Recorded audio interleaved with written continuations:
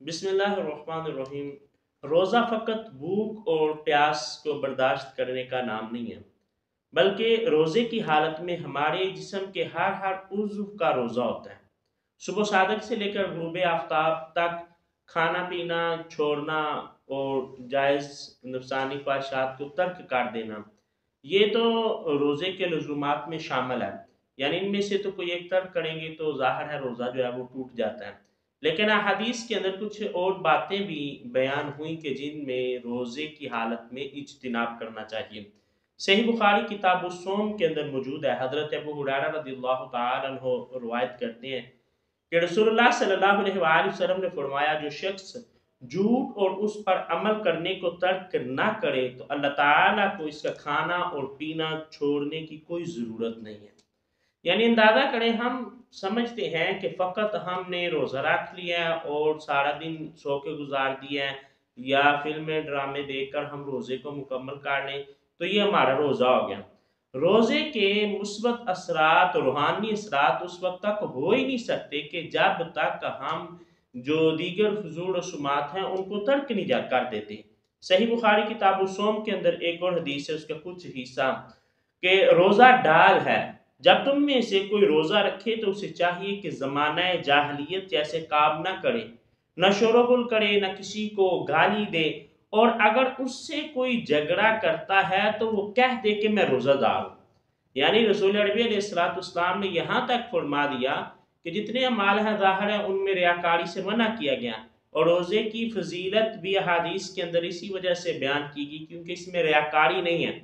لیکن فضولیات سے بچنا اس قدر ضروری ہے کہ اللہ کے رسول صلی اللہ علیہ وآلہ وسلم فرماتے ہیں کہ اگر کوئی تم سے جھگڑا کرے تو اسے کہہ دو کہ بھائی میں روزے سے ہوں، میں تم سے جھگڑا نہیں کروں گا، تاکہ ان فضول اور لغو کاموں سے انسان جو ہے وہ بچ جائے۔ اور کچھ ایسی چیزیں بھی ہیں کہ جو ہمارے معاشرے کے اندر ایسے ہی مشہور ہو گئیں، جیسے کہا جاتا ہے کہ جی روزے کی حالت میں کوئی شخص اپنی بیوی کے ساتھ بوسہ وغیرہ کر لے تو اس میں کوئی حرج نہیں ہے۔ تو روایات کے اندر ملتا ہے، سنن ابن ماجہ، صحیح مسلم، دونوں کتابوں کے اندر یہ موجود ہے، حدیث کتاب الصیام میں، کہ سیدہ عائشہ صدیقہ رضی اللہ تعالی عنہ بیان فرماتے ہیں کہ رسول اللہ صلی اللہ علیہ وآلہ وسلم روزے کی حالت میں بوسہ لیا کرتے تھے، اور تم میں سے ایسا کون ہے جو اپنے نفس پر رسول اللہ صلی اللہ علیہ وآلہ وسلم کی مثل قابو رکھ پاتا ہے؟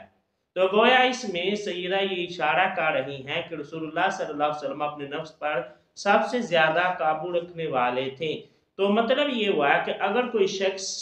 اپنے نفس پر قابو رکھتا ہے تو اس کے لیے تو گنجائش نکل سکتی ہے کہ وہ اپنی زوجہ کے ساتھ اس طرح کا کوئی تعلق قائم کرے کہ اس کا بوسہ وغیرہ لے لے۔ لیکن اگر کسی کو اپنے نفس پر قابو نہیں تو اس کو ہرگز یہ اجازت نہیں کہ وہ روزے کی حالت میں اس طرح کے کاموں کی طرف بھی جائے۔ اسی طرح ایک اور روایت اس میں یہ ملتا ہے، سنن ابن ماجہ کی روایت ہے کتاب الصیام میں، حضرت عبداللہ ابن عباس رضی اللہ تعالیٰ عنہما بیان فرماتے ہیں اس حوالے سے کہ اگر کوئی روزے کی حالت میں اپنی زوجہ کے ساتھ لیٹتا ہے، اس کے بارے میں آپ نے فرمایا، عبداللہ ابن عباس نے، کہ یہ رخصت فقط بوڑھے آدمی کے لیے ہے، نوجوانوں کے لیے ایسا کرنا مکروہ ہے۔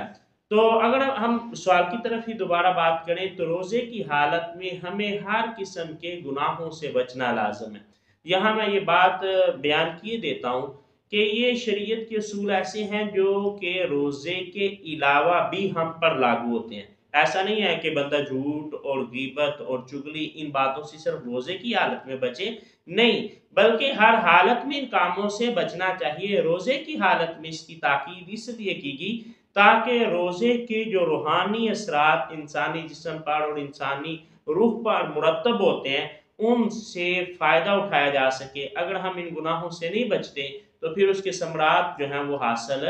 نہیں ہوتے۔